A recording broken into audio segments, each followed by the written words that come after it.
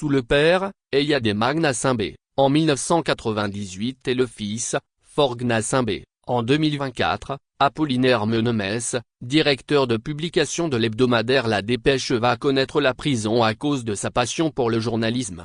Son ardeur à toujours servir à l'opinion des informations crédibles même si elles sont jugées trop sensibles, va le conduire au pilori pour des risques qu'il prend. Ce qui le conforte, c'est que durant ces embastillements dont il a été victime, il ne sera pas abandonné par des organisations de presse aussi bien nationales qu'internationales. La confraternité oblige, sans oublier les organisations de la société civile. La mobilisation a été mondiale pour exiger sa libération sans condition que ce soit le 15 octobre 1998 ou le 26 mars dernier. Durant les 31 ans qu'Apollinaire Menemès exerce son métier de journalisme, les 2 articles qui lui ont valu la prison concernent les corps habillés. Cela amène à penser qu'au Togo, tout sujet relatif à la Grande Muette est prohibé. Des dossiers touchant les corps habillés, un tabou. En 1998, il y a eu une insécurité qui a secoué le Togo. Malgré le dynamisme et la détermination des différents corps de sécurité, cette atmosphère d'incertitude persistait. La situation qui prévalait va interpeller le directeur de La Dépêche. Il va alors aller aux informations et va publier,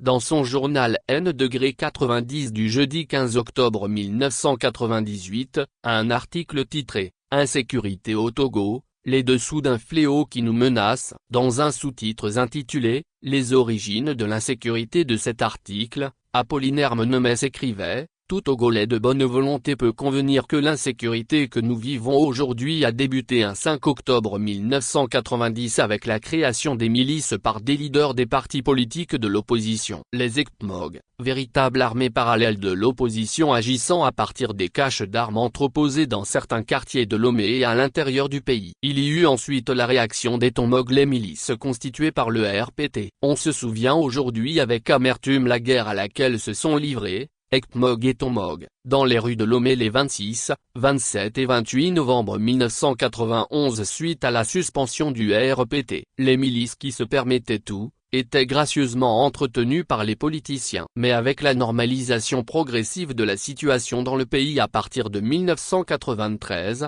les miliciens ont été abandonnés par leurs maîtres. Frustrés et désœuvrés, ils n'ont d'autre choix que de se livrer au grand banditisme à partir des caches d'armes qui jusqu'ici ne sont pas toutes démantelées par les forces de sécurité. Ce qui avait le plus fâché dans le dossier, c'est le sous-titre ci-après, l'insécurité causée par certains éléments de forces de sécurité où le directeur de publication de La Dépêche écrivait: ce n'est pas une simple spéculation d'un journaliste d'affirmer que certains actes crapuleux commis dans la capitale et à l'intérieur du pays sont causés par quelques agents de sécurité. En effet, selon nos enquêtes, des malfrats pris en flagrant délit ont été identifiés comme appartenant à certains corps de sécurité, police, gendarmerie et même des FAT. Un officier de la police lui avait confié qu'à chaque enquête suite à un cambriolage, on constate que l'acte a été commis par un ou des professionnels. Même des débris d'armes abandonnés sur le lieu des crimes appartiennent parfois à l'armée, à la police ou à la gendarmerie. Le témoignage de cet officier a révélé qu'un voleur rattrapé par la population après un rapt commis sur un Zémédjan a été formellement identifié comme un agent de la sécurité. L'arme retrouvée sur lui était bel et bien une arme appartenant à l'armée togolaise. Si le directeur de publication de l'hebdomadaire La Dépêche s'était intéressé à ce dossier, c'est qu'il croyait bien faire en informant et en alertant l'opinion afin que les autorités d'alors puissent prendre des mesures nécessaires pour venir à bout de cette situation d'insécurité qui prévalait. Il ne savait pas que cela allait lui attirer des ennuis et des foudres du GAL 05 étoiles et sa cour. Mais le temps lui donnera raison. C'est ainsi que le 6 juin 1999 à Pia et le 12 juin 1999 à Lomé,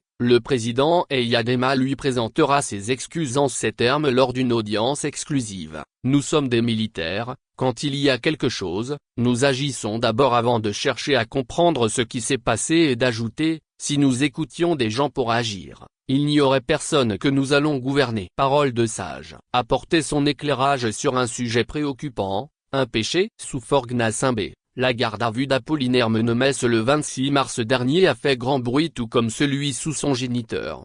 Après 15 jours de détention, le directeur de l'hebdomadaire La Dépêche va sortir de la détention le 9 avril 2024, mais placé sous contrôle judiciaire. Son journal, faut-il le rappeler, a été suspendu, le 4 mars 2024 pour 3 mois par la Haute Autorité de l'Audiovisuel et de la Communication, vu que des Togolais ont lu cet article et que cela a également circulé abondamment sur les réseaux sociaux. Plus besoin ici de réveiller à nouveau la colère des gens en revenant sur le contenu quand le processus judiciaire suit son cours. Que ce soit d'octobre à décembre 1998 ou du 26 mars au 9 avril 2024, les deux arrestations de notre DP ont entraîné des réactions. Une mobilisation mondiale pour sa libération. On ne le dira pas assez. L'arrestation et l'emprisonnement du journaliste Apollinaire Menmes a fait un véritable tollé. L'information a été relayée aussi bien par les médias nationaux qu'internationaux. Elle a également fait couler beaucoup d'encre et de salive sur les réseaux sociaux. Aux États-Unis,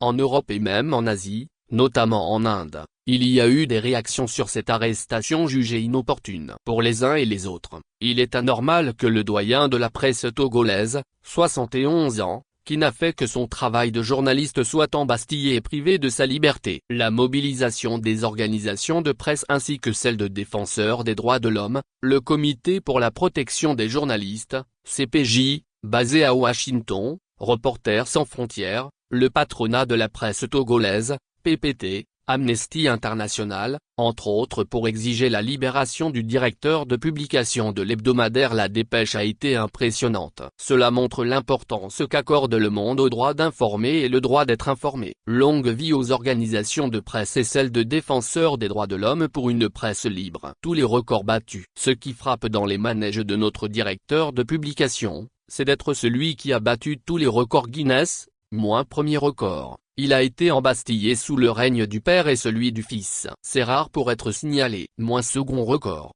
Il a été puni pour la même faute 2 fois pour le dernier article incriminé. La suspension de 3 mois par la AO pénale en cours pour le dernier article. Comme quoi, le journalisme est un métier à haut risque dans notre pays. Merci à ces organisations qui ont payé nos frais d'avocat. Nous avons une pensée toute particulière à des personnes et organisations qui nous ont accompagnés dans cette galère. Il s'agit de Mekpandadzar, avocat au barreau de Paris, et d'Emmat Kolledasrito. Nous n'oublions pas Mehatzo Darius qui a accepté de nous défendre dans un dossier signalé fort sensible. Par son expertise, il a pu convaincre le juge chargé du dossier de nous libérer, tant soit-il provisoire. Mais le grand merci va à Reporters sans frontières, RSF, et au CPJ qui se sont repartis la tâche de payer les frais de notre avocat. Nous leur en sommes reconnaissants. Nous n'oublions pas la CNDH, Amnesty International section du Togo dont le passage à l'abri a permis d'assouplir les conditions de notre détention.